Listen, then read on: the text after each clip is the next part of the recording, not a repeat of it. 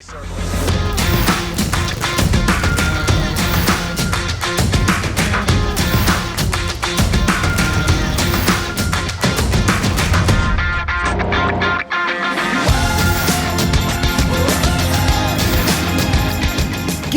day there once again, viewers. This is your mate Kamikaze78 here, and today guys we're going to be talking about Call of Duty Black Ops 4, more or less the microtransactions that have snuck their way into the game. And in case you couldn't tell from the title of this video, I'm an Australian that is a little bit angry about something. There's going to be a lot of serious language in this video, you have been warned.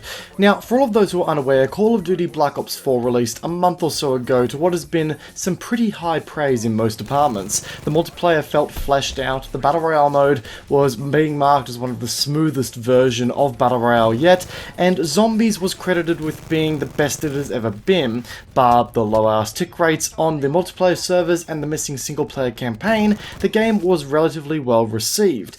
However, it was as though the Activision and Blizzard suits all got into a room and said amongst themselves, geez, our whole Diablo thing didn't go down too well. How should we play this from here on out?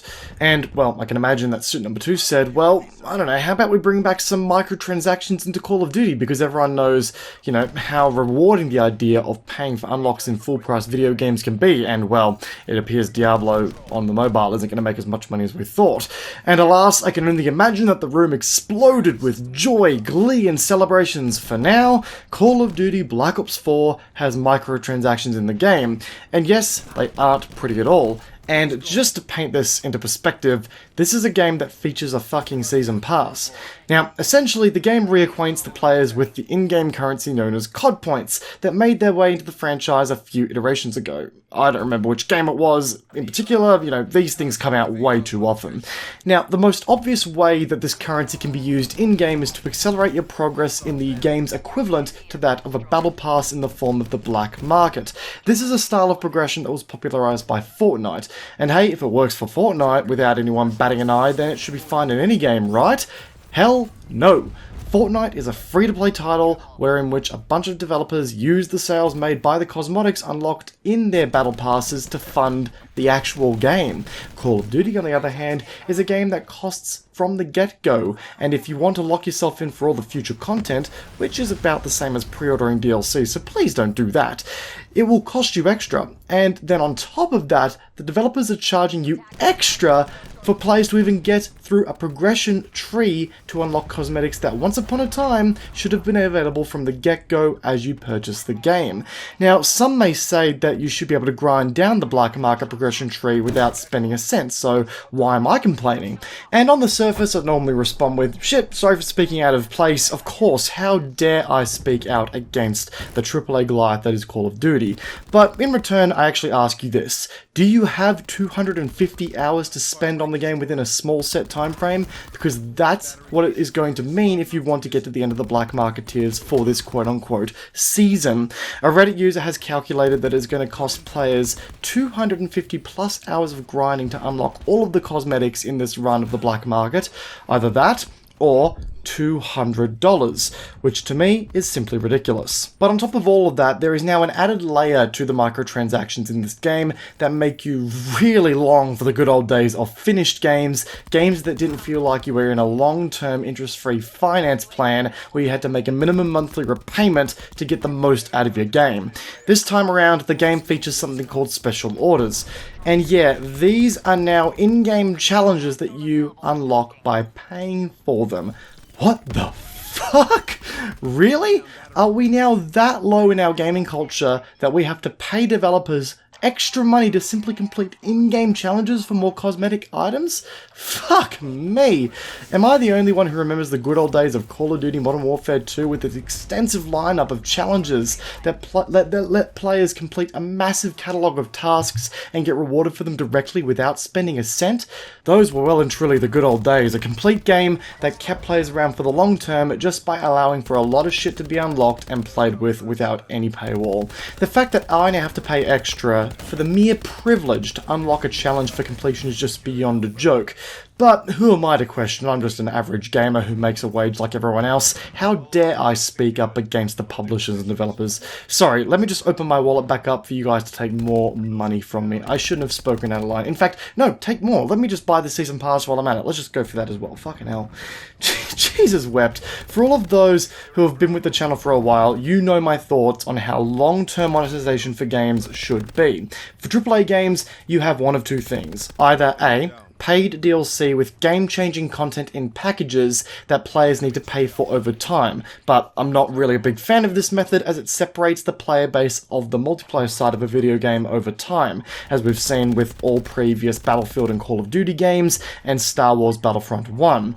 Or B, in-game microtransactions that only allow for gamers to purchase cosmetic items for their characters, but only in the sense that allows for gamers to see something that they want and get it instantly.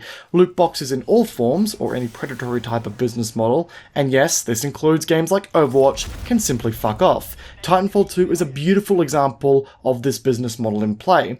All cosmetic options are available for purchase straight away from the menu without any sort of loot box mechanic in the way. You saw what you wanted, you bought it, and that was the end of it. There was no stupid paywall in the way of that. Again, a great example of great long-term monetization for a game, especially considering that all game-changing content, such as weapons, titans, and maps, were free to all players from the get-go.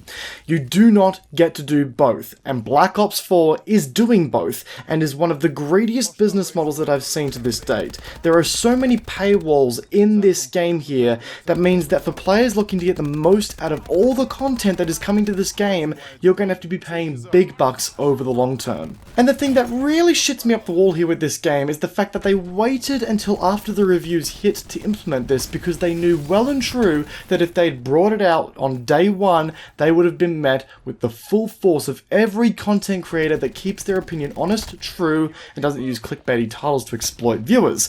Insert 1000 free COD points video title here, and would have destroyed the game. But after the game released and got solid reviews which bumped up the sales figures, here come the sneaky microtransactions which, on top of the already in place season pass, make me incredibly worried for the future of this game and the gaming industry if they get away with it. And I want to clarify something to all of the COD fanboys out there who I'm sure are going to attempt to destroy me in the comment section down below. I have thoroughly enjoyed this Call of Duty. I skipped out on Infinite Warfare, I've played a little bit of World War II, but prior to that, I have played, for the most part, every other COD game to have come out prior to this one. And this Call of Duty has probably been my favourite since Modern Warfare 2. While the lacking single-player mode here sucks, admittingly, I think that the game's multiplayer is one of the best yet, and the Blackout mode is one of the most fleshed-out Battle Royale modes to have ever hit the market. But the microtransaction model of this game is something that I would expect to see in a free-to-play title, and even then, I have yet to see a fucking free-to-play game that charges for challenges to complete. But Black Ops 4 charges $79 Australian at a minimum upfront to own the game at stores, and then an additional $64.95 for the Black Ops Pass, and then on top of that, to have the nerve to add this shit? In closing, I would like to say, fuck off. And I will keep playing the game for what I paid it for, don't get me wrong. I still enjoy the game for what it is, because the developers have crafted a great multiplayer experience here in my opinion. The publishers have simply tarnished it with these horrific microtransactions, and with that, I urge anyone who also dislikes this practice to vote with your wallet. If you want to play the game, sure, go for it. In fact, playing the game and not investing in the microtransactions might even send an even stronger message to the publishers, but for the love of God, do not make an investment in this game's incredibly tarnished microtransaction model, or even its long-term business model with the Black Ops Pass. Guys, I urge you not to do this if you want to see better practices throughout the entirety of the gaming industry. And guys, after that rant, geez, it's been a while since I've done a rant on the channel. I actually thoroughly enjoyed that. To all those who enjoyed today's rant video, then do feel free to backhand that like button. I would really appreciate it, guys. And if, of course, you are new to the channel and you enjoyed today's video, then backhand that subscribe button whilst you're at it to keep up to date with all things that I'm doing here on my channel. I also urge you guys to follow me on my Twitch, where you'll see a lot of the gameplay that was in this video first in my live streams, and you will also be able to follow me on my Twitter and join me on my Discord to keep up to date with all things that I'm doing, and of course join the community and discuss this topic further. Guys, if you enjoyed this video and you want to discuss this whole topic more with my community, then join my Discord as well, guys. That's where we have a lot of really interesting conversations. Guys, once again, I really do appreciate you guys for stopping by and enjoying the video. Take care, and I'll see you guys all in the next one. Peace out. Have a good one, guys. Catch you next time.